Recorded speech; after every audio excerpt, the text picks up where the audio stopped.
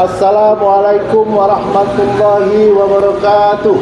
Kami dari pengurus dan anggota serta Dewan Penasehat PWK Palembang, Sumatera Selatan, kepada seluruh sanak famili, segenap adik sanak dan lainnya, baik yang tinggal di Kawo maupun di mana saja Putih berada.